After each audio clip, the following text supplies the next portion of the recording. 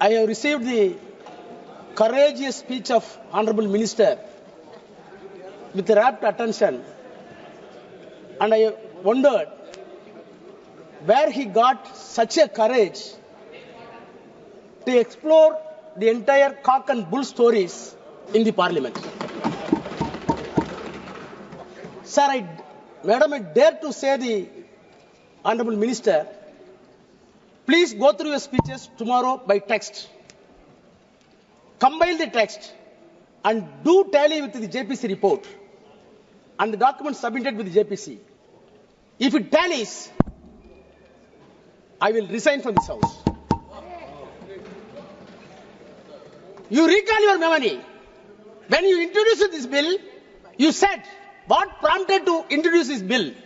One of the classical examples that has been given by you, the reason for this bill to be piloted, when you introduced, in Tamil Nadu, in Tiruchirappalli district, entire village, running thousands of acres, were described as work property. JPC came into Tamil Nadu. The district collector came to depose evidence. And the secretary of the revenue department came to the evidence. CEO of the upward came to evidence. All three officers came to JPC. The chairman is sitting here. Deposed the evidence. The cock and bull story that has been built by you and expressed by you has been demolished. In spite of the cock and bull story, no interference. No interference.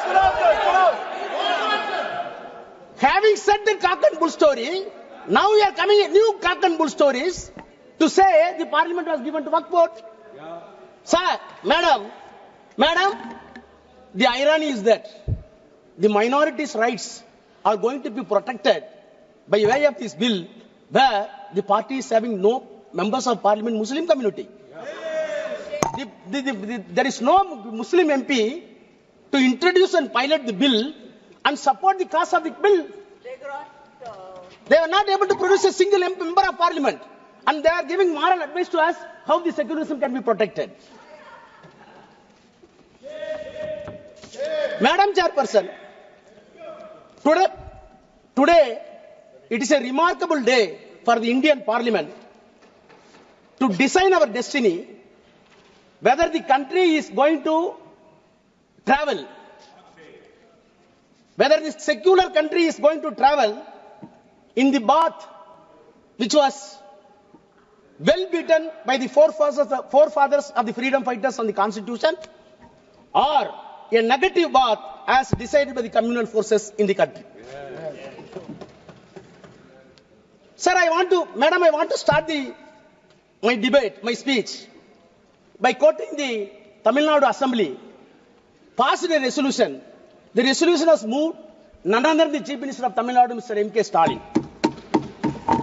The resolution unanimously passed.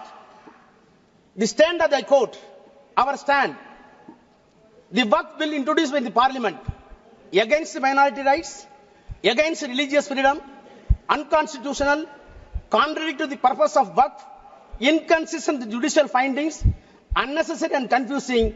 If passed, it will cripple the Waqf institutions and harm the Muslim community. Therefore, the Assembly urges Union Government to completely withdraw the Waqf Amendment Bill. Unquote.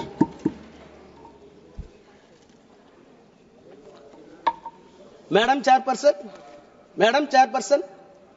is it not a paradoxical question that the political will, sovereign will of the entire country seems to be or deemed to be reflected in this house, whereas Tamil Nadu political will reflected in the state assembly is something not only inconsistent, completely diametrically opposite. This difference and diametrically opposite component is not going to be accepted by you, then there will be a question for integrity of this country. Please note it.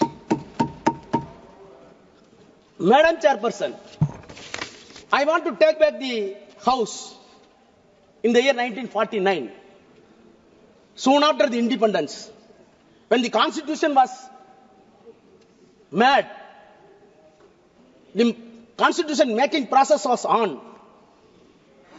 Of course, you will be happy that your own favorite leader, the Iron Man of this country, Sardar Vallabhbhai Patel, favorite leader of the government, they are celebrating with false claims. However, I want to put forth my views from the mouth of Sardar Vallabhbhai Patel, who was the chairman of the advisory committees for minorities in the Constitutional Assembly. He was the chairman. Who are all the members? President of India and President of the Assembly, Rajendra Prasad, Pandit Jawaharlal Nehru, later Prime Minister, Dr. Ambedkar, and Dr. Munshi. Headed by Sardar Vallabhbhai Patel, the committee took a decision and a report was placed before the Constitutional Assembly. The Constitutional Assembly report was placed on 25th May 1949. He himself says, I quote, a committee of 5 persons was appointed by the advisory committee in which our revered president was also one of the members.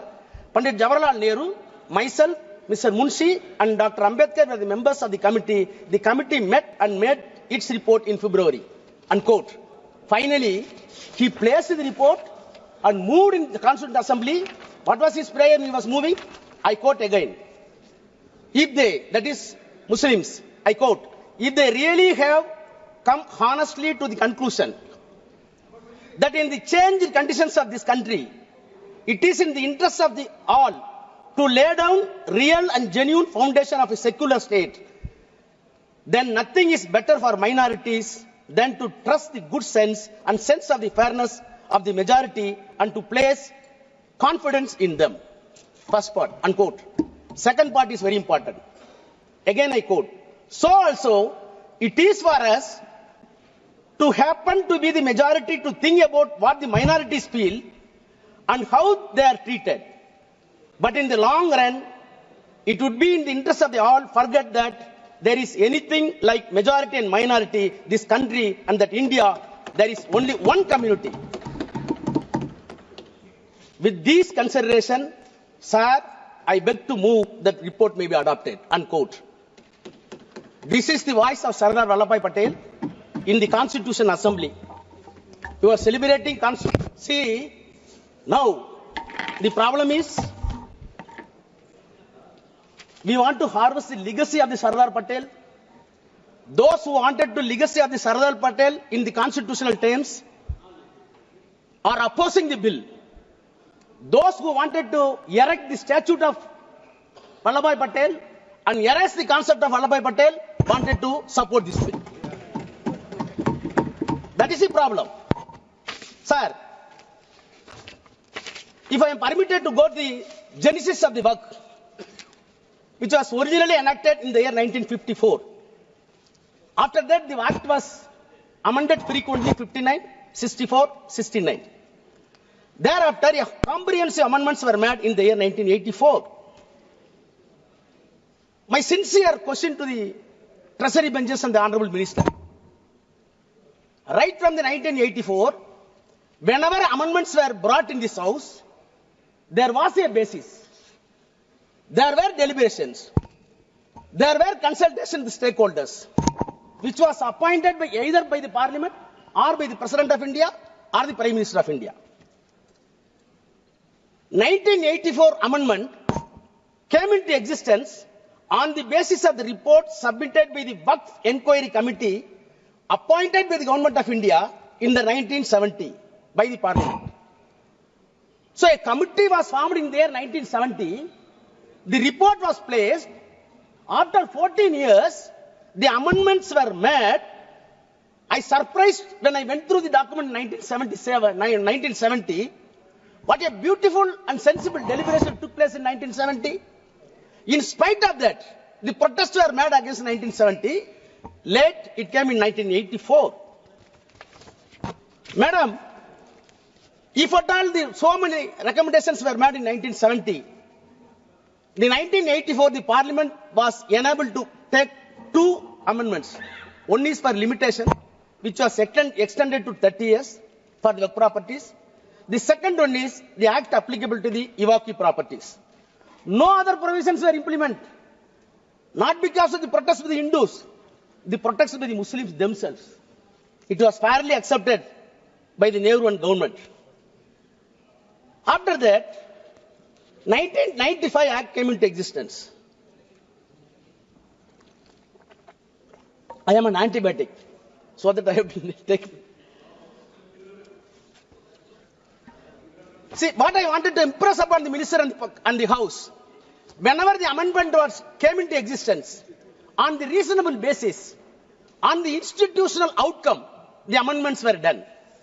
Take 1995. 1995, how the act came into existence? Sorry.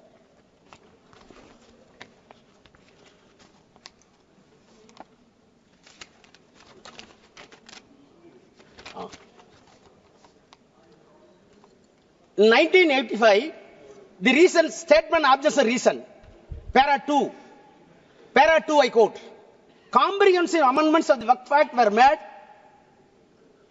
in the year 1984, which were based largely on the recommendation of the Waqf Inquiry Committee set up in December 70 to inquire the administration of Waqf all levels and response to a demand made by the Parliament members during the discussion of Waqf bill. Only 2 amendments. Thereafter, the demand was made by the Muslim community to have a relook, and accordingly, it was placed in the Parliament, and 1995 Act came into existence. Now again I come to 2013. 2013, on what basis? Para 2 of the reasons and objectives. The Prime Minister's High-Level Committee for Preparation of Report on Social, Economic and Educational Status of Muslim Community, in its report submitted to the Prime Minister on 17 November 2006, which is known as Sachar Committee Report. So what I wanted to say, whether it is 84, whether it is 95, whether it is 2013, there were bases, there were consultations, there were consensus arrived. Then the white paper was filed to the Parliament. Then they brought the amendments. Now tell me, please tell me, on what basis this bill is being brought in house? On what basis?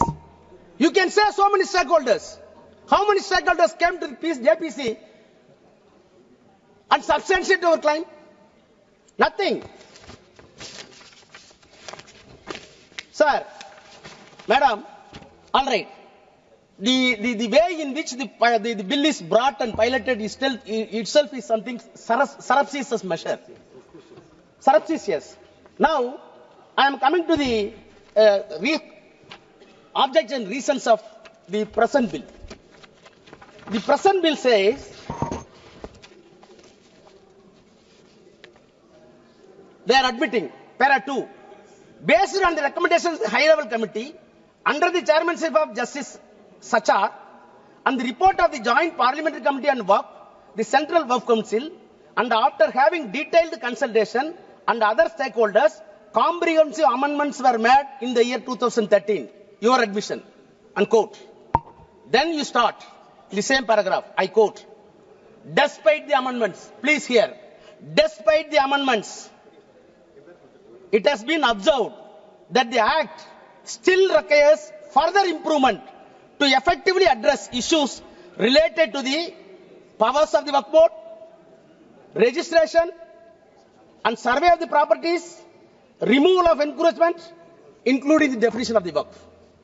5 components. You said, in addition to the 2013, even on the basis of the Sachar Committee report, you wanted to address 5 more components according to you, which are missing in the S12 bill, the S12 Act. Let us pursue. Now I come to your 5 pillars. I can easily demonstrate that the definition of the Waqf, it is nothing but artfully confused for the non-existence of Waqf. Removal of the encroachment, it is nothing but empowering the government to grab the Waqf property. Survey of the property, it is nothing but a mockery, because Government of India already filed an application, filed an affidavit before Supreme Court. More than 90% survey is already over. Now you are coming for survey. Registration of work. It is not at all humanly possible according to a text. I will come to that. Powers of the state boards. It becomes recreation club. I will demonstrate. Sir, as a student of law, I got anguish when see the amendments. And I challenge the minister with the due humility. Please show one improvement on these 5 heads beyond the 2013 Act. Then I will ready to salute you. You can't. You can't. On the contrary, Madam Chairperson, I have been in the Parliament more than 22 years. I know the legislative business. Being a lawyer, I am well versed. But have you come across a bill is being brought to the Parliament cunningly and cleverly to remove the amendments which were brought in the 1995 and 2013 after due deliberation and approved by the same Parliament? If you really honest, you must repeal the 2013. You must repeal the 1995 because most of the amendments brought in 1995 in 2013 were completely removed by way of this amendment. What does it mean? What does it mean? I want to quote the quote of V.R. Krishna, a known jurist. I quote, Parliament is a great inquest of the nation, the great auditor and ombudsman of the executive, the final arbiter, policy monitor, and destiny designer of the people, unquote. I dare to charge the government that this Parliament is being used as a mere ventilating chamber and it has been undermined. It is nothing but an unpardonable onslaught on the constitution religion. One day you will be repent. Now, I will turn to the provisions of the bill. 5 components, definition of the work. My learned friend, including Kalyan Banerjee, everybody, even Akhilesh, my brother Akhilesh, said about the practicing Islam. Then nobody should be indulged in contrivance. Where you got all this language? I am a Hindu. I may be a believer. I may not be a believer. But when you are entrusting a property, you must measure my honesty. Whether I am honest or not. If I am a fraud, following the Hinduism is useless and nonsense. You never bother about the honesty and transparency. You are always concerned about only religion. That is the problem. Sir, I have not come across such a provision in any other law in any other country. So what is meant by contrivance? How can you measure the contrivance? So, Islamic practice and I am having, please madam, I can get the time from Congress also. They accepted it. I am coming only definition. Then, we could not speak in the so Parliament. see, the definition of the Waqf itself, the attempt that has been made by the government, according to you were saying that not intelligent contrivance, your entire attempt, I want to say, it is nothing but a diabolical contrivance. Diabolical contrivance. Then you add new sentences. What are the sentences? Section 3, 3A. What is happening in this country? Have you come across the Transfer of Property Act? Section 3A says only the real and original owner can donate the property to the Waqf. What is this? Only owner can transfer. If a non-owner transferring the property is not alienated, it is invalid. It is invalid. I can spend my own money. If I am taking money from my brother, it is a stealthy. Why you are breaking such act? I am not able to understand. Then 3B.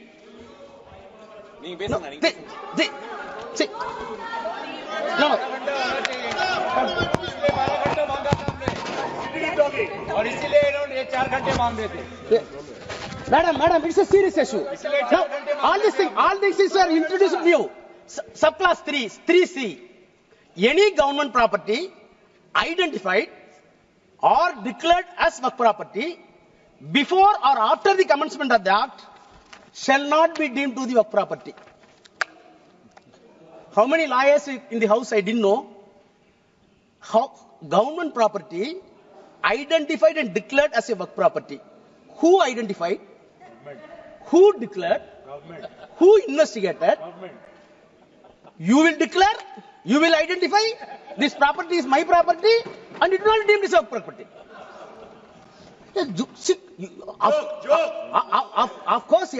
Of course, all constitutional bodies having discretion.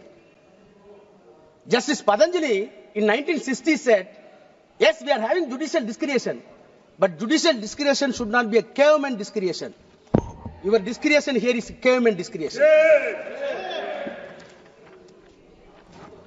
So, in the name of the improvement, the government attempts to defeat the concept of work, and you want to snatching the entire work property in the name of the act to the government.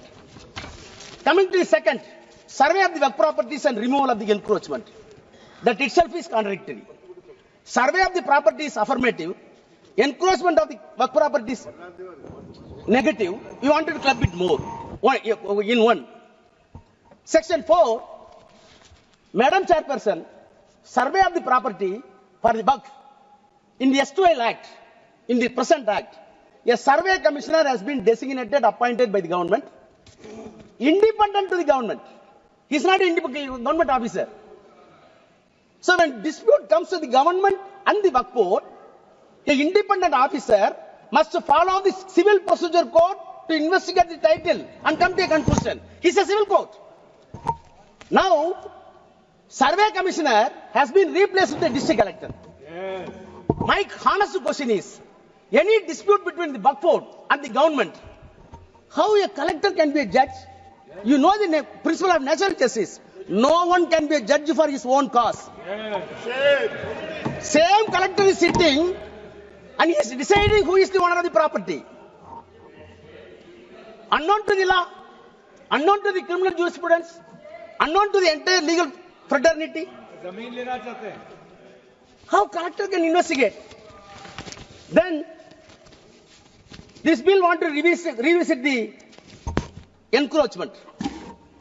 Survey is over, now encroachment. Please hear me. You said you wanted to revisit the enforcement according to recent object. Section 54 deals with encroachment. Please see your bill. Any small attempt? Did you change a full stop and comma? Did you change a single letter in 54? You did not change anything. But you are claiming in the recent object that we wanted to revisit in the bill. On the contrary, what you did it, as my friend put it, 52A, you wanted to make very stringent laws to protect the minorities of the country. The S2L Act says, the present Act says, rigorous imprisonment and penalty. You are saying that it is simple regressment.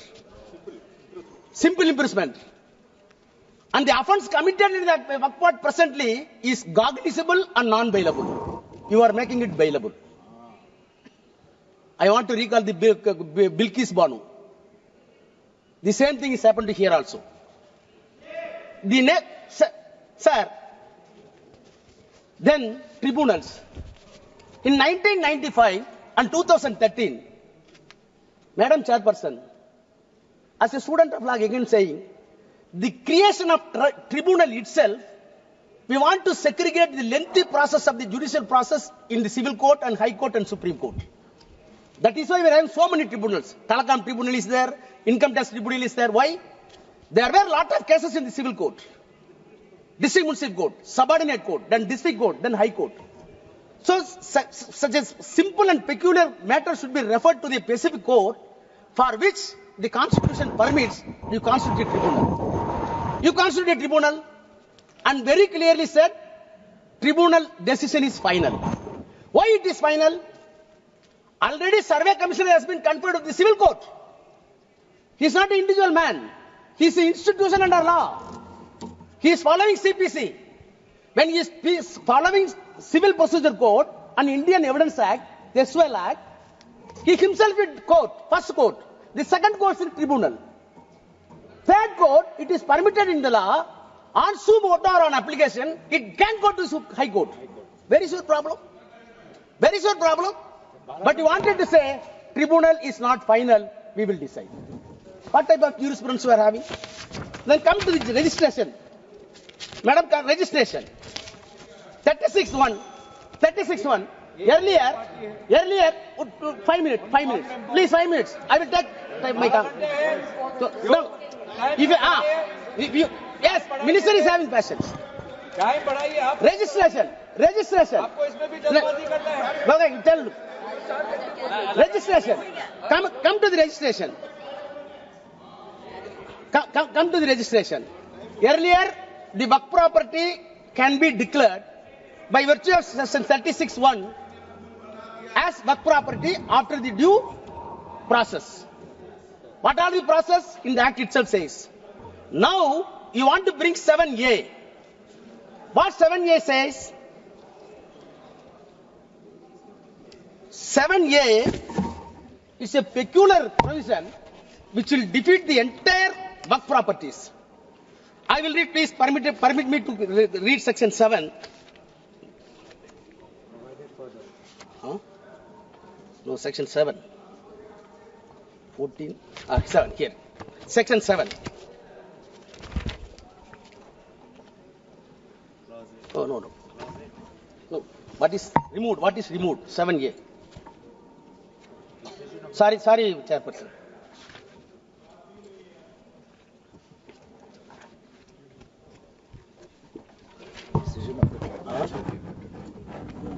No. 7A, now, new provision. It shall not be registered, the property shall not be registered unless the dispute is decided by competent court. The power has been entrusted to the collector. Collector will hear the matter for registration. During the registration, any dispute is found, then the final decision will not be taken. It will be decided by the court. Which court? Up to Supreme Court. Thereafter, section 10, no suit, no appeal will lie upon that. What does it mean? You wanted to say this property is not work property, go for the dispute, it will go to Supreme Court, it will take 30 years, till then this property will be deemed as government property. What does it mean? It will be deemed as a government property. What does it mean? Then come to the register. Register also completely impossible in way it was dropped. Madam Chairperson, the constitution of boards, all members have spoken about. I do not take much time. Why you are injecting non-Muslims? HRNC Act are there in each and every act. Hindu Religious Endowment Board Act are there in all states including Tamil Nadu.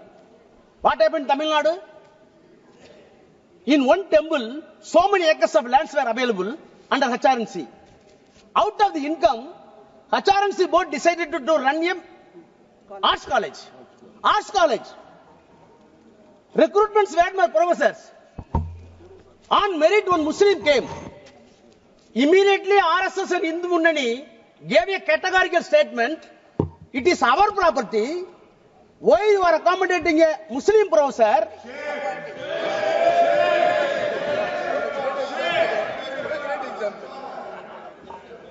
Now we are saying property is something different, religion is something different. Baba, don't teach lessons. My prayer is, our prayer is, religion is something different, politics is something different. Don't mix it. Don't mix it. That is our prayer. If you want to save this country with the integration under this secular fabric, please segregate the politics and the religion. Now I come to. No, I am concluding. Section 40. Section 40 very important. Section 40, madam. Any property of the work property converted into trust or converted into society's act, none other than else, by the statutory bodies of the concerned state, is a work property. If it is found by the board, then the board can initiate inquiry according to this act by way of survey and by way of the deciding title And ultimately it comes to a conclusion it is work property. If it is not there, you leave it. Why you are removing this provision? What is the reason given to this? It was not at all deliberated in the JPC. Madam Chairperson, Madam, I am closing. Madam, 2 minutes, I am closing. Madam Chairperson, lastly, 108A, overriding power, that is the safeguard. Whatever be the special act, take it PCR Act, Prevention of Corruption, the civil rights, take it SC/ST, take it dowry prohibition. Whatever be the special legislation made either by the Assembly or by the Parliament, such a overriding power must be there to protect the interests of the particular community. Yes. You are removing that. At last, soon after independence, 1 minute, I am closing it. Soon after the independence, the Prime Minister of India, soon after the independence, please, Mani sir, you, one sentence I read to close. Soon after the independence, Prime Minister of India used to write all the chief ministers of India, all the states. I am quoting the official record. Letter to the chief ministers by the Prime Minister. I quote, I have a great deal of evidence to show an organization which is in the nature of a private army and which is definitely proceeding the strictest Nazi lines, even following the technique of organization. The Nazi party brought Germany to ruin, and I have little doubt if these tendencies are allowed to spread and increase in India, they would do enormous injuries to India. No doubt, India would survive, but she would be grievously wounded and would take long time to recover, unquote. Who said it? Pandit Jawaharlal Nehru. What is the organization? RSS. Thank you. I want this government. Don't go along with RSS. Come to conclusion. Sir ji. Excellent.